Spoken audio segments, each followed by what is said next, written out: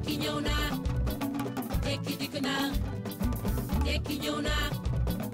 tekki dikk na tekki ñëw. asalaamaaleykum mbokki Sénégal kontaan naa lool ci Sénégal kontaan naa lool ci peuple Sénégal ci peuple sénégalais. Sénégal est un grand peuple.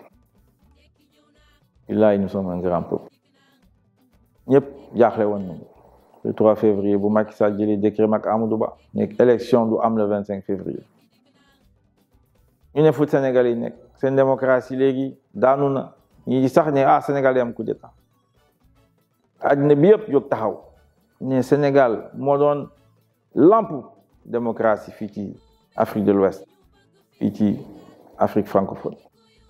naka le Sénégal mënee daanu ñu jóg taxaw ne loolu du fi am ñu manifester ñeent suñu doom faatu nañ ci ñu leen di ñaanal yàlla xare leen àjjana ñoom ñëpp firdawsi ay martyrs démocratie nañ am ñu ci gaañu ñu tëj leen taxawaay boobu moo tax tey conseil constitutionnel am taxawaay bu mu am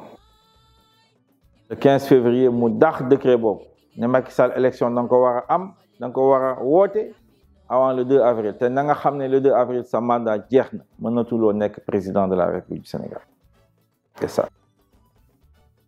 ñu toog ñaar fukki fan Macky Sall ne du def dara ne day woote xawaare foofu président de la République mu ñëwaat andi yeneen proposition le 7 mars conseil constitutionnel ne ko non monsieur le président élection yi avant le 2 avril nga ko war a def d'accord nañ ne léegi Macky Sall ànd na ci que c'est le 24 mars loolu moo tax may wax ne kontaan naa lool parce que sigil nañ Sénégal fii ci Afrique ñu démocratie bi taxaw nañ ñëpp ak ñuy respecté léegi ñu xam ne on est un peuple debout. Vive le Sénégal vive le peuple sénégalais yàlla xam nañ kontaan nañ ci peuple sénégalais maa ngi leen di tàllal loxo nag ci fan yii di ñëw candidat la ñu jàpp ci pour l'agenda de redressement national danaa leen ko leeral commencé naa ko sax déjà loolu mooy suñu xeex ñun yàgg nañ koo xeex fii ci Sénégal ne président ñaari mandat la war a am réglé nañu problème boobu xeex boobu maa ci gën a taxaw fii ci Sénégal depuis 2007 musima ci dellu ginnaaw maa ngi ci constance di wax ni bunt bi